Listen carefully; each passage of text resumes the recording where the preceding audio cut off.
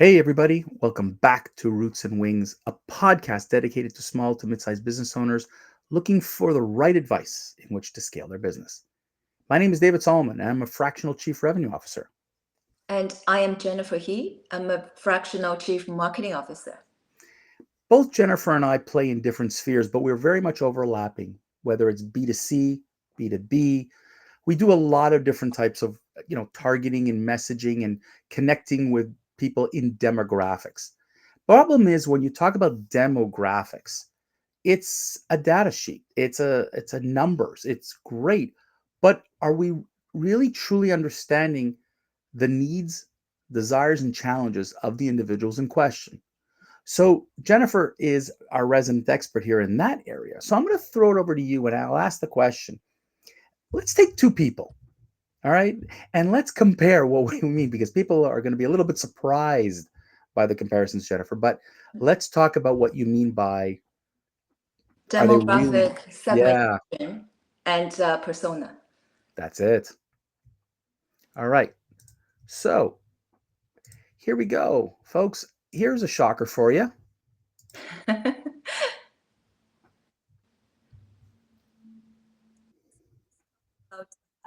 two concepts. One is demographic segmentation. The other one is persona. So, you look at those two people and demographic wise, they have the same demographic traits from age perspective, gender, wealth, country, nation. And on paper, if you do not look at the images, they are exactly the same, they're identical. But do they have the same need? Therefore, the question on the left side is persona. We introduce a concept of persona. So persona shouldn't be about demographic information. It should be about the challenges and pain people have. And that's what businesses should be after. It's kind of amazing that we brought here a monarch and a rock star. We brought here someone very traditionally dressed with someone who's not. We've got somebody here who doesn't have much hair and somebody who does have great hair. Um, and one who his whole life was brought up in under duty with Queen Elizabeth and Mick Jagger. I mean, this is a guy who's been rocking since the 1960s or 1950s. What an unbelievable difference. Jennifer, let's have a little bit of fun. Let's do one more, okay? Yeah, Here we go. another one. So on paper, if we talk about demographic information, they're identical as well. Gender, racial background, and where they're based in the U.S. Right? Education-wise, university educated, things like things like that. But do they have the same need?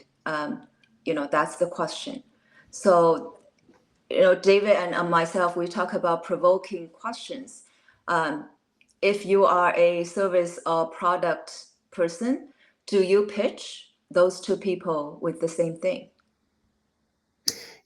Hey guys, if you're looking at this and you're going, where do I know them from? Yeah, they're from Suits. And let's just actually, no, that's not true because Kerry Washington was not from Suits, but there were many, many things very, very similar, very, very cool. But it's amazing to see how even Meghan Markle, when she was in Suits, would have had one set of needs, desires, and challenges. Now, as the I don't know, former royal, she has something completely different. While Kerry Washington is also so. I think it's a brilliant approach in terms of trying to understand all of that. And I think that what it comes down to is, we rely. It's important for us to have demographics to get a global understanding. Okay. And so my question to you is like, let's go back a step. Like, we say we wouldn't want to pitch these people the same way, but let's go back to the demographics and really what are, for example, demographics for people who are not 100% familiar. Jennifer, what are they? So demographics are the information on the surface level.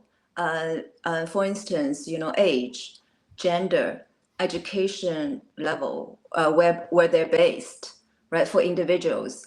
And for companies, for B2B, companies, we often say sector, industry you come from, company size, revenue size, right? This is how, B2B marketers and sales professionals target. Those are the demographic information. And today's topic was actually inspired by, both of our clients' work, because we face this all the time. So demographic-wise, your people analyze, to death. Yep. We place advertising this and that, and sometimes 50% of the time it doesn't work.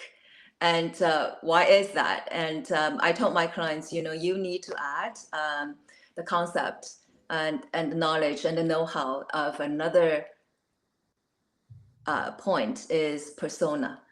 So just so everybody knows, before you get into the personas, I just Yeah. want to share with everybody and people ask me all the time where we get demographics. Now, one of the amazing things is with an online world, if you're in Canada, Statistics Canada has all of Census Canada is out there. So if you want to know age, marital status, home ownership, vehicle, ages, household incomes, education, and so on and so forth, it is readily available. In the United States also, the U.S. Census Office also has put it out there, easily available. And by the way, now with AI, if you prompt it right, you'll get a lot of this information because it will source that part out of it. So if you ever wanted to know what it's like, then yes, absolutely. I would certainly strongly recommend that the first level of research of any market you want to try to go into is the demographics. But I agree 100%, Jennifer. It's good to know the demographics, but if we don't know who the persona we're trying to go after, we might be confusing the people and we might be talking to the wrong people because they have, as you say, a different need. So let's dig again into that word persona, please. Can you help us define what we're talking about? What is a persona? And then how do we craft it? Yeah. So persona is a frictional figure representing a group of people. So it's about mindsets, people's motivation. It's about their behavior pattern. I'll give you an example. David and myself here, right? Demographically, we cannot be more different. Really? Right? You are a man and speak different languages, English, French, and Hebrew, right? Mm-hmm. And I'm female, Chinese, ethnic background wise, we're different. Gender wise, we're different. Age wise, we're different. And language wise, we're different. And location wise, we are different as well. So on paper, we cannot be more different. If we do traditional like advertising placement or pushing, and me and David would never be grouped in the same group, and we will never get the same messages. But how are we in common? Is both of us as strategic growth advisors. So our challenges are how to acquire clients and deliver quality results and help our clients win. So along the way, we have the same needs. Absolutely. We might consume the same book, we might consume the same seminars. That's right. That's right. So, And I think that that's very key, Jennifer, that a lot of people are missing out on is that demographics is a layer of information. It's not the layer of information. And in time, when you figure out whether you're selling, I mean, if I was talking to a homeowner, and I'll take something silly like changing your gutters, right? yeah. Yeah, I'm going after homeowners. Yes, I'm going after, certain geography because that's my territory. Mhm. But who is the person I'm trying to connect with? And I think that that's what people are misunderstanding of why a persona is, as you say, goes beyond the surface of the demographic and gets into the who, how, and why Mhm. of the individual. Mhm. So, Jennifer, let's share some examples of that. Like I gave one, but like, can you share with us a couple of examples in your experience in terms of, how do you like put them all together? How do you define what's the persona? Yeah, so again, I mentioned, it's a fictional group of people representing certain behavior patterns, mindset, Mm-hmm. and needs and pains and goals. So, I don't want to disclose my clients' work, but I can use, our store as an example. For instance, we provide personal styling services. So our persona, I'm not gonna talk about 8 personas, but it can be, women, wanting to be promoted to the C level. So that can be a persona. And one persona can be a new to certain market executive wanted to connect, right? So how do you dress for that market? How do you style yourself? It can be a person who's a frequent speaker on stage and who want a visual branding of herself. So entrepreneurs, and it can be mid-career professionals discovering new identity. So that's how we define those personas. One thing I wanted to point out is we're not saying demographic information is not important. It does help you. It's valuable as well. It helps you define the addressable market, but you need to get deeper. And that's where persona helps. Because demographic information in terms of empathy level, it's low. It's on paper, it's on surface. But then the deeper empathy level, persona will give it to you. And that's how it helps you design your products and services. It helps you design the experience. If I may, Jennifer, let me give another example. Something here in Montreal that I do with my students at McGill all the time, and they're actually flabbergasted when I say that they're different personas in the same neighborhood. So, excuse me, there's a little town here in Montreal called Côte Saint Luc. It Yeah. is age-wise the oldest aged population in all of Canada, Mm-hmm. and there is a Sobeys or an IGA in that area, and it is the last of the Sobeys that actually brings. There's a way to bring your groceries to your car. It's the old-fashioned system with the wheel with the pulleys, and it brings to the car, and somebody loads it into your car, and you drive away. And we're talking about a very sizable store, beautifully lit, wide aisles, you know, everything you could possibly need. And and and you know, they know the personas who come there are families. The Mm-hmm. people who come there are people who will, who are have young families who are doing um, buying in bulk, or larger quantities. That's really their target market. Although, yes, they get the odd other individual. Mm-hmm. 2 blocks away, there's a little store, it's a little grocery store. There's no parking. It's terrible parking in that area. The lighting in the store, it's not so great. The aisles, they're not so great. But what they offer as a service is a personal service. People who come into their store, they know them by name. They might be slicing up a fruit and say, "Hey, did you try this mango? Did you try this pineapple?" It's a Mm-hmm. completely different experience. But the key is this: is that the customers that they get are not the customers that want the groceries in their car, Mm-hmm. but in their home. Because of the age group in that little town, putting in their car is good for families, but for seniors, for older people who are not necessarily able and capable, it's not a good idea. So Mm-hmm. demographically, it's the same Mm-hmm. community, same Mm-hmm. household income, Yeah. same everything you go along the demographics is virtually the same, but both of these people target different personas because of Mm-hmm. what their services that they offer. And I think that this is really important when people are defining that is so then how do you address the customer? At IGA, you don't have to address the customer because it's a generic kind of term. But in this little store, because it's so personal and whatever, you want the right individual. Now I tried to walk into that store and I was blown away. I'm like, why am I here? Mm-hmm. It's even more expensive than Yeah. in Sobeys. But the people who come there that they're targeting, it's not me. Mm-hmm. It wasn't my wife who grew up in that neighborhood. It Yeah. was older folks. And that to me is important to understand who you're defining as. And again, same neighborhood, Yeah. same, but the personas they're targeting were different. Yes, and also with demographic information, we are like guessing or predicting what might be likely their behavior might be like. The with persona, we're actually looking at how they are navigating through life.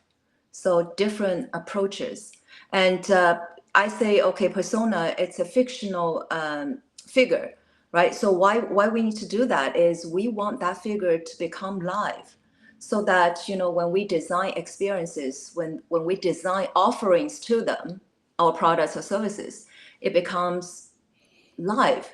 It's resonating. It's connecting to people. I think what people don't realize by what you're saying, Jennifer, is that you call it fictional, and you're right. We are creating a fictional individual Mhm. representative of the real people. So it's not like we're talking to fictional people. It's critical that people realize that we're creating a persona. It's a sum of parts as opposed to of everything what these people do. And the one word I like to use is psychographics. It's the why they buy and why they do these things, and that is not reflected in demographics or geographics. It's strictly a why factor, and that's the persona that comes alive. Yeah. It's why would they shop at Jennifer's store versus another store.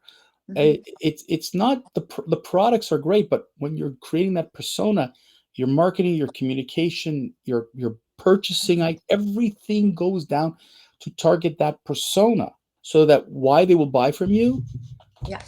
matches. Yeah. So Exactly.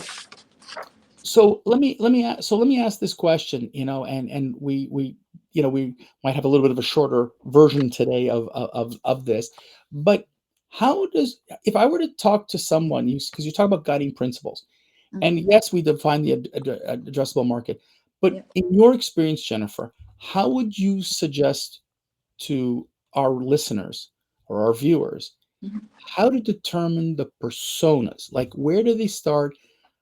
What should they do? Demographic information help you open a door. So you start from demographic information, and then persona is how you start like getting those personas in tangible format is by talking to people, and talking to that's what I meant by market research. So have conversations, observation, interviews, and immersive experience. So experience what that person experienced, and I do have templates to help businesses how to do that kind of market research. And then over the course of this market research, you will start to see pattern. And we do teach businesses, how to see that pattern and summarize groups of personas. Then design your marketing messages and communications after those personas. So that's the how. I think the big key to what Jennifer just said is talk to your customers. Yeah. Talk to the people who buy from you. Jennifer, I had this conversation with a manufacturer and I asked the CEO, when was the last time you spoke to the customers? And he said, I have salespeople for that. I said, no, no, no. You need to speak to your customers to find out why they're buying from you still. Mm. What are you solving? What are the pain point? And I keep talking about that. Listen to previous podcasts, folks. You'll hear it. It's not a problem. But the key here is that as the business owner, it's imperative for you to understand because you might find yourself one day a superhero offering the right item, and then the next time you're going to go buy merchandise and it didn't sell. Mhm. And why is that? It's because the persona wasn't interested. Mhm. And so how do you know that if you don't have conversations with your customers on a regular basis? Mhm. And surveys are critical, absolutely, but engage your customers. You know, what brought you in today? How can what Yeah. did you like about our service? What did you like about our products or merchandise? You might find out that what you thought is why they're coming here Mhm. is totally different. Mhm. I think you can have your salespeople talk to your customers, and but make sure you give them the right tools. Selling is one thing. If the selling is not, the deal or the transaction doesn't happen, uh, just ask your sales team to treat it as a market research opportunity. Give them the I tools and yeah. ask the right questions and collect the I'm intel. not suggesting, Jennifer, don't get me wrong, I'm not suggesting salespeople shouldn't do it, but I think the business owner should because it's a different connection. And your salespeople could be coming and going, and especially in retail, you may but you as the business owner, you have the relationship with the customers. And I'll tell you, I'll give you one example, and I think I've used this example in a different podcast. Is I have a dear relative of ours. She used to own her and her husband owned a store in New Brunswick. They were considered the fashion dresses when it came up to wedding dresses, prom dresses, mother to bride, mother brother bride's mother, groom's mother, whatever. And they were known as the styled whatever. The husband passed away, I believe about 20 odd years ago. And I unfortunately never got to meet him. And the wife continued to run with the store. And Betty, shout out to you, love you. But she knew her personas. She knew exactly who she was targeting and why. And you could say, well, Christ, prom dresses, everybody. Yeah, I understand. But she knew exactly who would walk in. Those 17-year-old teenagers, 18-year-old teenagers, demographically the same. Mhm. But are you telling me that they're the same? No. There were different personas who walked in there. And the same thing for the bridal. And the same thing for and so she knew, and to this day, and now she's 86 years old. God bless her. She doesn't have the store anymore. She works from home, and she still we talked about it a few weeks ago when she came for a visit. Who comes to your store? Jennifer, she described the persona perfectly. Perfectly. Perfectly. And she continues to communicate, and those are the people who keep coming to her. Guys, she's 86 years old. She works from her home. Mhm. Suppliers come to her home to sell her dresses. Yeah. That's how good she is. So if you want to be like Betty, keep that up. So absolutely, demographics open the doors, personas, that experiences that are, as you said, it high empathy, it deepens the insight. But I really love the fact that the demographics is cold, personas is hot, it's warm, it creates that. So Jennifer, as we wrap up another one of these wonderful episodes, what are your final parting words, closing reflection that we could share with our viewers? So remember this, and we might be humanly like we might be the same on paper, but we're very different in the human sense, right? Everybody is different. So that's my final thought. And the final question is, are you marketing on paper, or are you really designing something that moves the audience, moves your. Phenomenal question. Phenomenal question. Phenomenal question. And I think that that's something. And by the way, if you're a small business and you're going, that's large corporate speak. No, That's the secret how you beat those corporations, because correct. they're about big data and you are about thick data.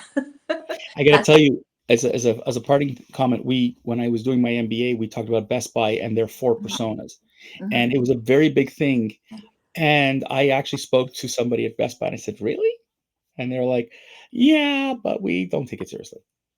And that's where you Mhm. get into trouble. So if you want to succeed, you should really know why people buy from you, Mhm. because those personas will take you a long way. On that note, Jennifer, if people want to connect with you, how do they reach you? Because they want those marketing surveys, they want to understand how to build those personas. What's the Yeah. best way for them to reach you, Jennifer? They can find me on LinkedIn, Jennifer He. You can search me out, Strategic Growth Advisor, from Voyo Consulting. That's me. And we also have a boutique store in Toronto called Voyo Space. Yeah, Go check search it out. me on LinkedIn and we can Go, connect. go check it out, folks. It's absolutely incredible. And look, if you How want more about info, how people can find you, David? same thing. Find me on LinkedIn. I'm David I Solomon Yeah. 13. That's my LinkedIn. But also you can catch me at Zero Growth, SERO growth.com. All of our details, by the way, will be in the description of this YouTube podcast. But folks, really don't stop and think that you have all the answers. Find out from your customers, your personas. It could take your business to a whole new level. And if you're unsure of how to do it, please get in touch with Jennifer. She is dynamite in helping you out. And until next time, thanks so much for joining us here at Roots and Wings. Take care, everyone. Thank you. Bye-bye.